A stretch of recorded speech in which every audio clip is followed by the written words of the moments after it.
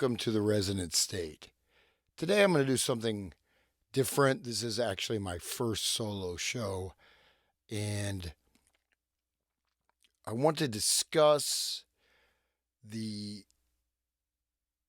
essential nature of the unfolding possibilities of will. This is a word that is used often, but it is of central importance because the will is the central facet of the human consciousness, human experience that has been rendered almost completely inaccessible because of a variety of noise and other types of things. So, in order to interrogate this question and look into it, one of the most powerful books or sources I found is this particular series of lectures is Nietzsche by Martin Heidegger. These are a series of lectures done in the mid 1930s in Germany, of course. And I think there is so much valuable information in this and so much to bring to the potential that all of us have that I really want to share this. And I do want to, before I begin with this particular unfolding, I want to state that the Michael Jones has a great book, Dionysus Rising. And of course, Nietzsche is very much connected with the Ubermensch, the overlord, the master-slave system, but not necessarily, at least in Heidegger's very diligent reading and interpretation of this. So I hope this is of interest to people, and I think it's very important. So the will to power for Martin Heidegger is not the assertion of force. It's not the domination of others, although potentially that can arise, but in a sense, it is the essential unfolding of being itself through creation.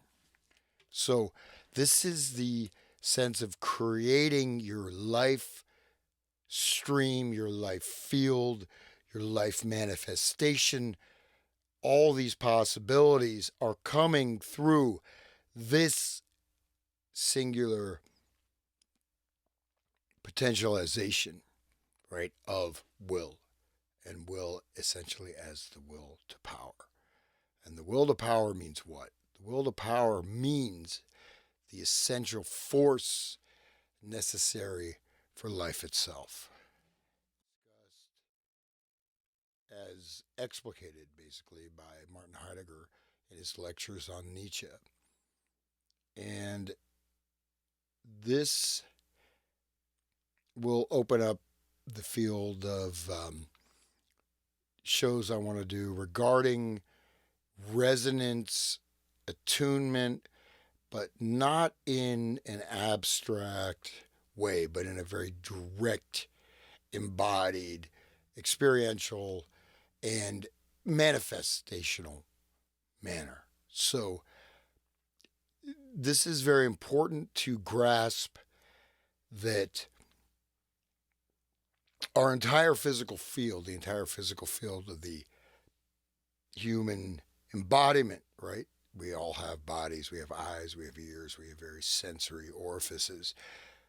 But we exist in this interconnected field, this interrelational field. And I'll move through understanding of the human biofield, bioenergetic system, the the energetic system that is our physical body. But of course, we're not just the body, right?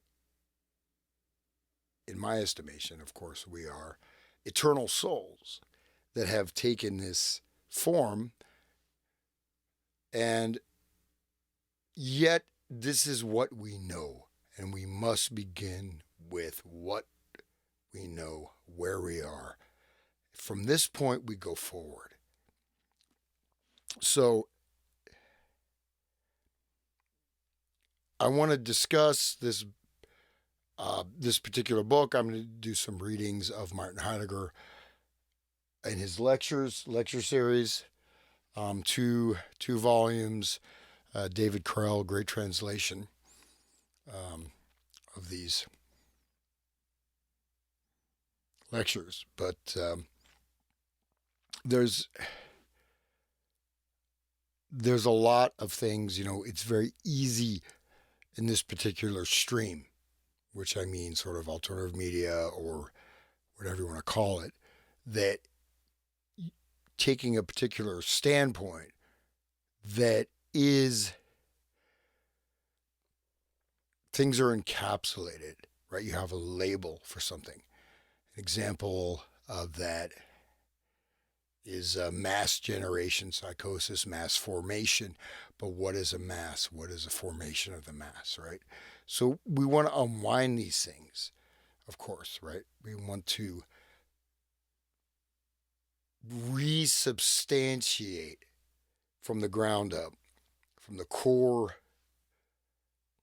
of the essential being that we have. And this is why Martin Heidegger is very important. And so I will begin. And before I begin this, there's this whole thing of Dionysian, Apollonian. There's a great book, E. Michael Jones, Dionysus Rising.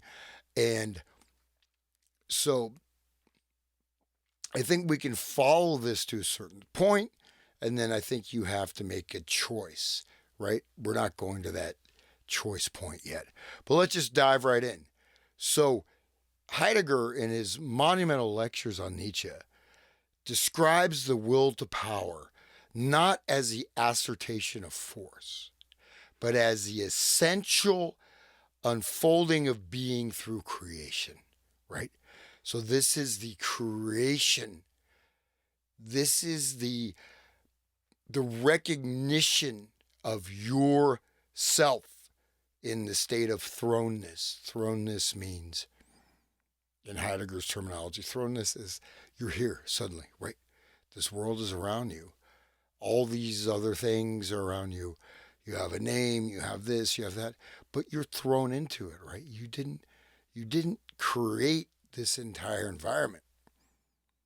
You didn't create the particular destiny, the particular physical embodiment that you are inhabiting, right? So this is a process of ecstatic disclosure. Ecstatic disclosure, right? So, and again, this is a very different interpretation of most people think of Nietzsche, will to power. Will to power means what? You're the dictator. You're controlling the world. It's actually quite different. And I will say this, that there is a certain point where I personally deviate from the trajectory of this. Okay. I essentially, I think that living in as much as possible in a state of virtue, in a state of purity of action, thought, word, and deed, honesty, kindness, whatever, that is fundamental to me. So I won't deviate from that. But anyways, let's go ahead and dive in. And so we're looking at philosophy as the undergirding of every form of human knowledge and human endeavor. And this is really, really important. There's a lot of sort of new age type of things, new age, old age, various permutations, offerings of here's what you can do, here's how everything's going to work out. Most of these things, they don't really work out as intended, right? And so by really taking a reflective stance and utilizing this, all these wonderful forms of knowledge and thinking that we have at our disposal, and to step into this unfolding journey. So the world itself, the world, the experiencer of the world is a resonant form of being itself. And quote from Heidegger, the will to power is the essence of art. Art is the highest configuration of the will to power. So, in that sense, it offers us the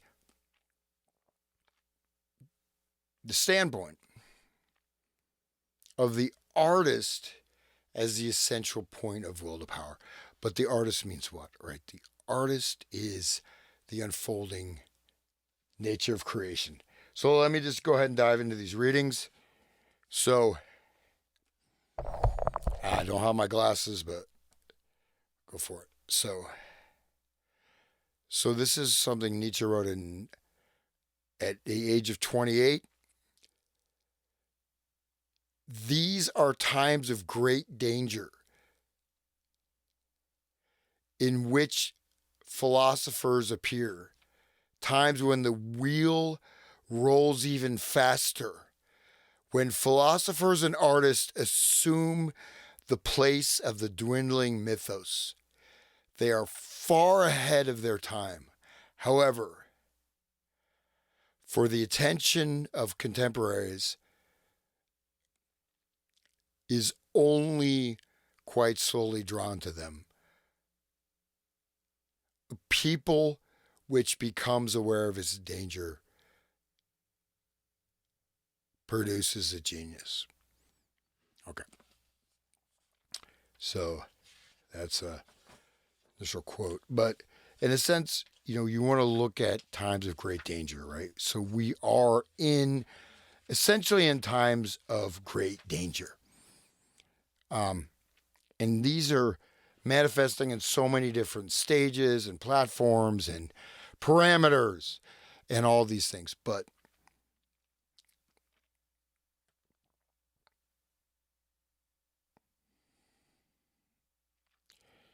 the living embodiment, right? So we're fundamentally going to the living embodiment, the thrownness, the embodiment. You are here, you exist. In fact, you exist physically, psychically, transubstantially, in the present. And so the body itself is the very interesting, right? Because, your body is a corpse. What does the body feel, man? Your body's a corpse. Your body's ashes. Your body's stone. But we're blood and flesh. We have living, we're like a living tree, right? The root of the spinal column going up to the top of the head, all these things, right? So, anyways, this is stuff that's interesting to me. So, if people like it, great. If they don't, that's great too. But let's continue. So, for Nietzsche, the thought of the eternal recurrence of the same was very important. The eternal recurrence of the same, the eternal return. This was explicated in his book, Also Spoke Zarathustra, Thus Spoke Zarathustra. which is basically the most difficult thought. This is a termination of all metaphysics. This is the most dreadful thought, and essentially the most ecstatic thought. What it is that what you have, this everything you're experiencing now is eternal. You experience the same thing again. Eternal return. Okay. And there's a great passage, and also Spark of Zarathustra, where there's the road, right? The road with the gate, and extends infinitely forward and infinitely backward.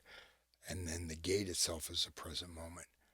And this is the presence, right? Present moment arising, and then you have the future extending infinitely, and the past extending infinitely. And this is the road. So I'm going to read from page 18 of the book I mentioned. So, the doctrine of the eternal return of the same coheres in the most intimate way with that of will to power. The unity of these teachings may be seen historically as the revaluation of all values hitherto. But to what extent do the doctrines of the eternal return of the same and the will to power belong essentially together? This question must animate us most thoroughly, indeed, as the decisive one. For the present, therefore, we offer a merely provisional answer. The expression will to power designates the basic character of beings. Any being which is, insofar as it is will to power. Stop there. So any being, insofar as it is essentially will to power. Just think about that. Okay.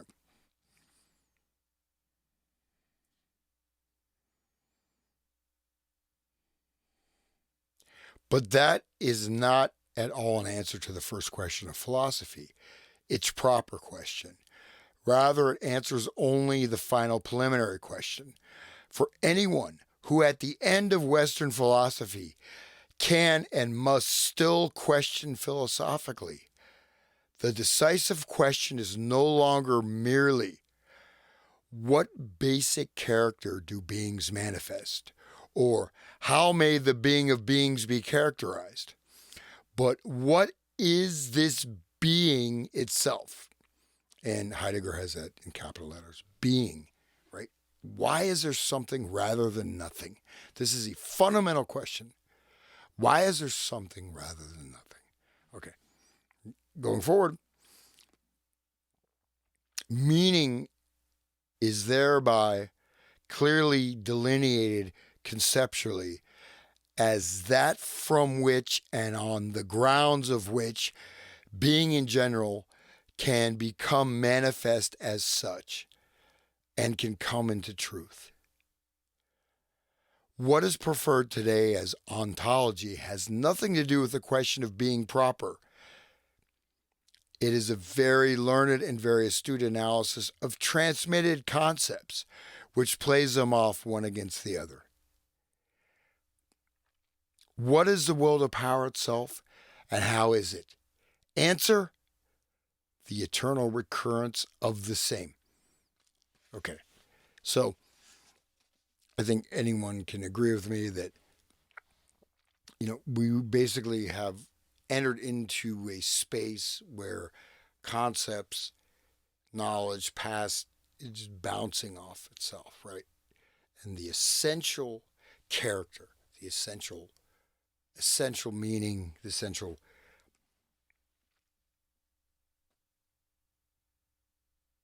manifestation is hidden, is occulted, is opaque, right?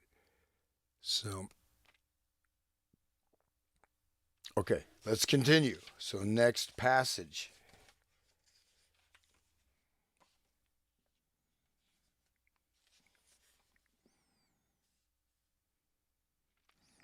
And so, again, the reason I'm sort of doing this is also the importance of will. How do we find will? What do we understand will to be? Self willing, right? The will, this is really an essential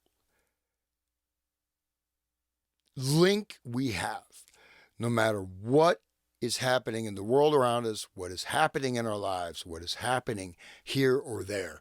Our will is a grounding point of strength.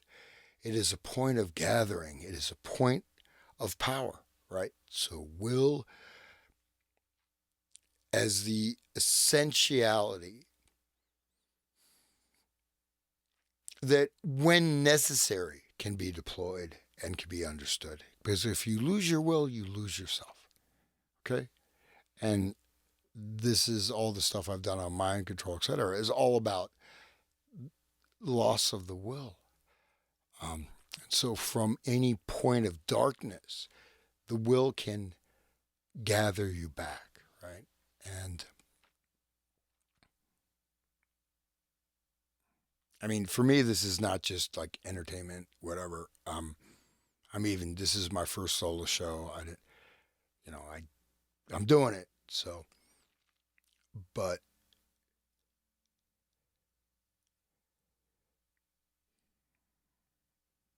we are in the midst of a very transformative time. And I just, from my heart, I would just want to share some of these essential concepts because, most of the psychological discourse is so distorted. It is so declarifying. It does not give you the way forward. It puts you back and back and back and back, right? So let's ride it. All right. So chapter 7. But now, to anticipate the decisive issue, what does Nietzsche himself understand by the phrase will to power? What does will mean? What does will to power mean? For Nietzsche, these two questions are but one. For in his view, will is nothing else than will to power, and power nothing else than the essence of will. Hence, will to power is will to will, which is to say, willing is self-willing, but that requires elucidation. With our attempt, as with all conceptual definitions elaborated in a similar fashion, which claim to grasp the being of beings. So, side note, being of beings, always capitalized by Heidegger, being of beings, right? Why is there something rather than nothing? The essential being of everything. With our attempt, as with all conceptual definitions elaborated in a similar fashion, which claim to grasp the being of beings, we must keep two things in mind.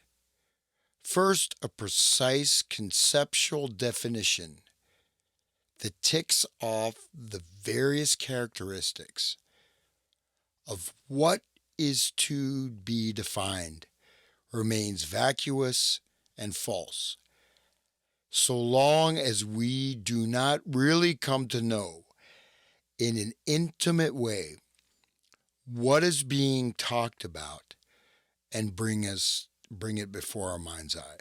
So, pause right there, right? Great insight. So, ticking off various characteristics. If we do not really come to know what is being talked about in an intimate way, right? You bring it into yourself. You have to gather this in yourself and bring it before our mind's eye. Second, continuing, in order to grasp the Nietzschean concept of will, the following is especially important if, according to Nietzsche, will as will to power is the basic characteristic of all beings. Then, in defining the essence of will, we cannot appeal to a particular being or special mode of being which would serve to explain the essence of will. So, in a sense, when you say it's the essence, we cannot appeal to any particularity, right? Okay.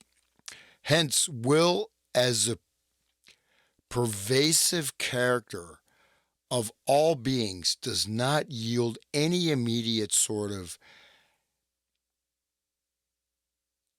directive from which its concept as a concept of being might be derived. Of course, Nietzsche never explicated this state of affairs systematically and with attention to principles, but he knew quite clearly that here he was pursuing an unusual question. Two examples may illustrate what is involved. According to the usual view, will is taken to be a faculty of the soul. What will is may be determined from the essence of the psyche. The latter is dealt with in psychology. The psyche is a particular being, distinct from body and mind. Now, if in Nietzsche's view, will determines a being of every sort of being, then it does not pertain to the psyche. Rather, the psyche somehow pertains to the will, but body and mind to our will, inasmuch as such things are. Furthermore, if will is taken to be a faculty, then it is viewed as something that can do something, is in a position to do it, possessing the requisite power and might. Whatever is intrinsically power, and for Nietzsche, that is what will is, thus cannot be further characterized by defining it as a faculty or power. For the essence of a faculty is grounded in the essence of will as power. A second example, will is taken to be a kind of cause. We say that a man does something not so much by means of his intellect as by sheer willpower. Will brings something about, affects some consequence, but to be a cause is a particular mode of being. Being as such cannot be grasped by means of causation. Will is not an affecting. What we usually take to be the thing that affects something else, the power of causation, is itself grounded in will. So there's a lot there, right? A lot there to unpack, but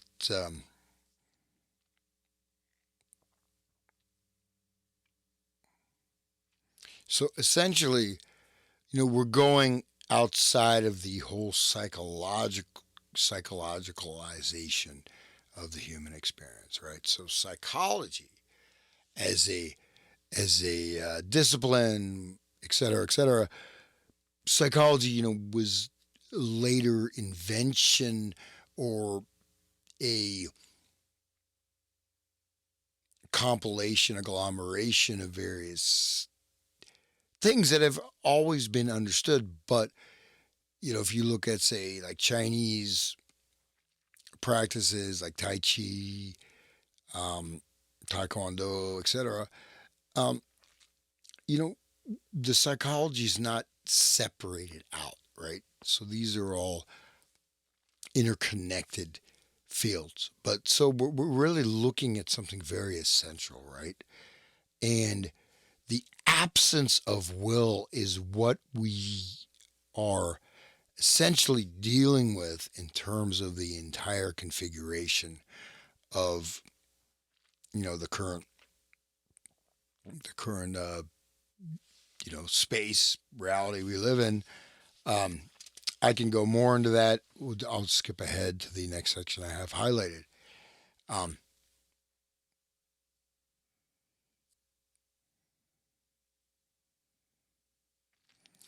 but one thing to understand is that we enter Nietzsche's text as a living body, not as a detached intellect. So the living body within the field of arising, this field, this permeation, permutations, this essentially grounding, but also absolutely incomprehensible, magical, terrible, whatever it is. But enter the text as a living body. It's a very different approach, right? So as we go on, we'll look at key passages emphasizing the bodily creation, the bodily states of creation and ecstasy. So Nietzsche understood that thought emerges not from logic, but from the electrical and rhythmic foundations from the physiological storm of life itself. So, we flow through this world, right? We exist, then we don't exist. We move, then we don't move. But this is the entrance point to the dance of creation.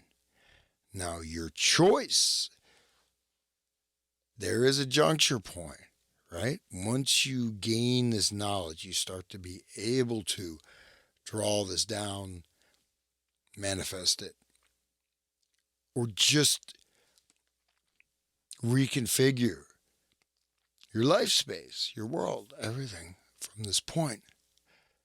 There is a choice point, right?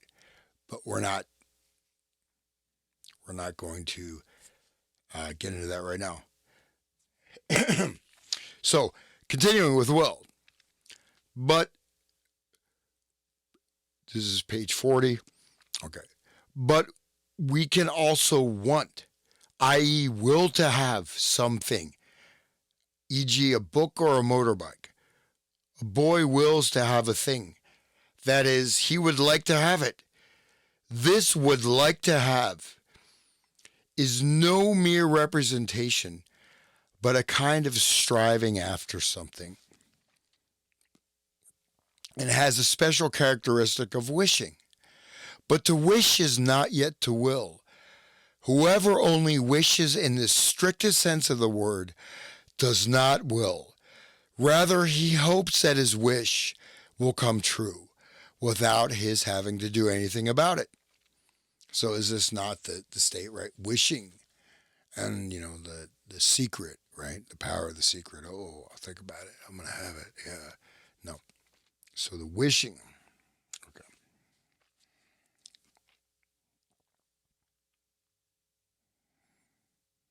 No, willing is not a wishing at all.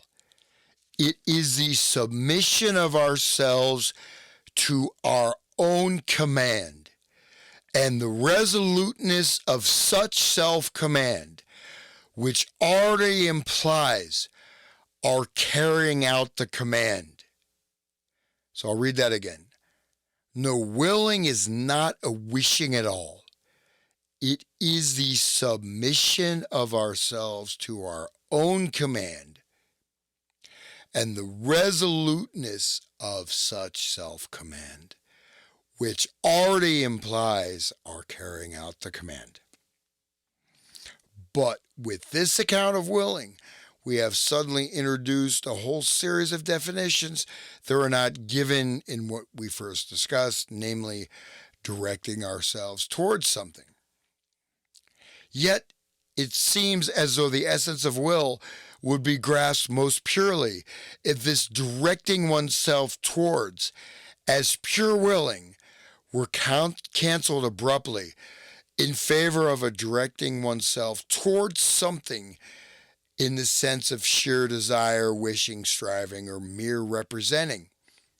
Will would thus be posited as a pure relation of a simple heading towards or going after something. But this approach is misconceived. Nietzsche is convinced that Schopenhauer's fundamental error is his belief that there is such a thing as a pure willing, a willing which becomes purer as what is willed is left more and more indeterminate, and the one who wills left more and more decisively out of the picture.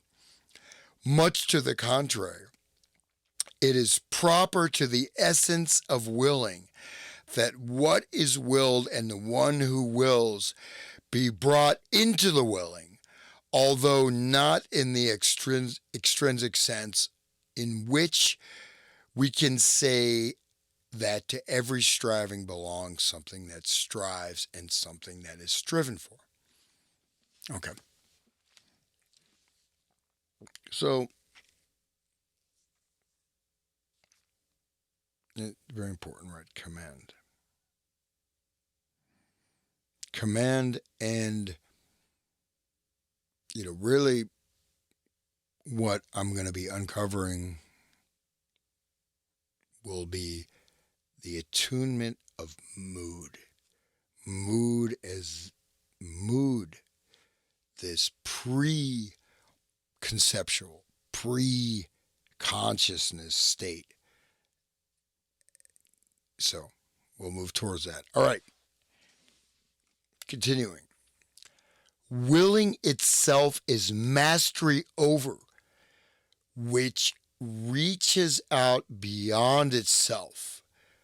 Willing is intrinsically power, and power is willing that is constant in itself. Will is power. Power is will.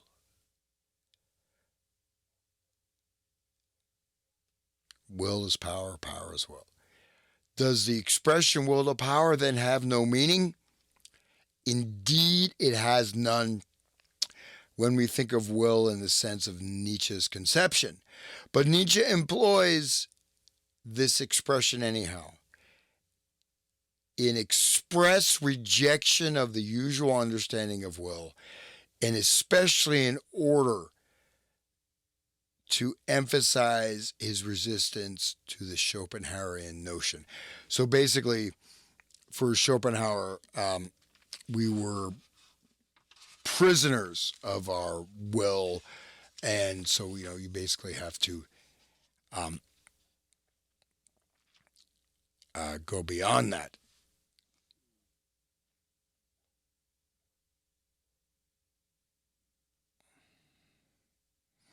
So I'll just skip ahead here.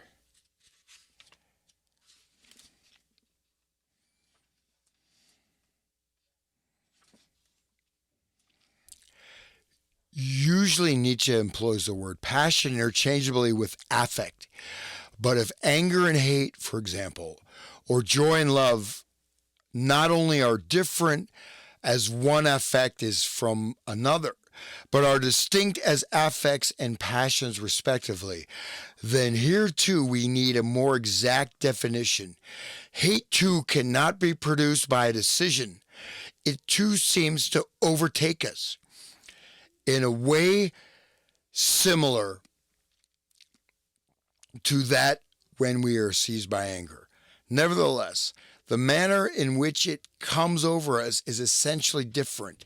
Hate may explode suddenly in an action or exclamation, but only because it had already overtaken us, only because it has been growing within us for a long time, and as we say, has been nurtured in us. But something can be nurtured only if it is already there and is alive. In contrast, we do not say and never believe that anger is nurtured, because hate lurks much more deeply in the origin of our being. It has a cohesive power. Like love, hate brings an original cohesion and protuberance to our essential being. But anger, which seizes us, can also release us again. It blows over. As we say, hate does not blow over. Once it germinates, it grows and solidifies, eating its way inward and consuming our very being. But the permanent cohesion that comes to human existence through hate does not close it off and blind it. Rather, it grants vision and premeditation. The angry man loses the power of reflection. He who hates intensifies reflection and rumination to the point of hard-boiled malice. Hate is never blind. It is perspicacious. Only anger is blind. Love is never blind. It is perspicacious. Only infatuation is blind, fickle, and susceptible. An affect, not a passion. To passion belongs a reaching out and opening up of oneself. Such reaching out occurs even in hate, since the hated one is pursued everywhere, relentlessly. But such readiness and passion does not simply lift us up and away beyond ourselves. It gathers our essential being to our proper ground. It exposes our ground for the first time in so gathering, so that passion is that through which and in which we take hold of ourselves and achieve lucid mastery over the beings around us and within us.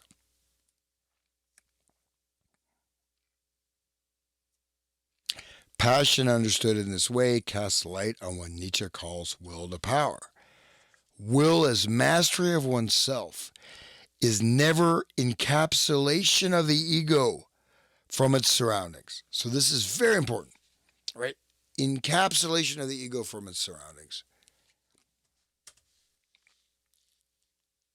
This is essentially what we are being led into and what we are experiencing, through the molting of social media and all these other aspects, right?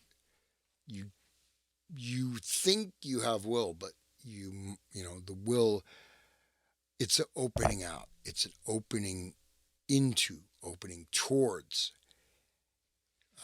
yourself. So I have many, many, many other pages I was going to read. I'll just do a second episode on this, because the really important principle I think Heidegger talks about, embodiment, very, very essential and extremely relevant to this, to our world we are right now, right? But the value of this knowledge should not be thrown away, right? There is something here. So,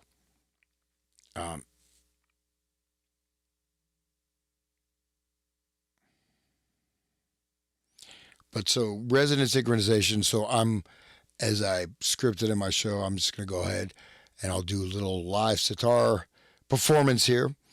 I'm going to play Rag Bimbalasi on sitar. And so in a sense, the raga, Indian classical music, is very focused, right? It's a particular mood, a particular state through configuration of notes, just as we have in our lives, particular configuration of events and experiential streams.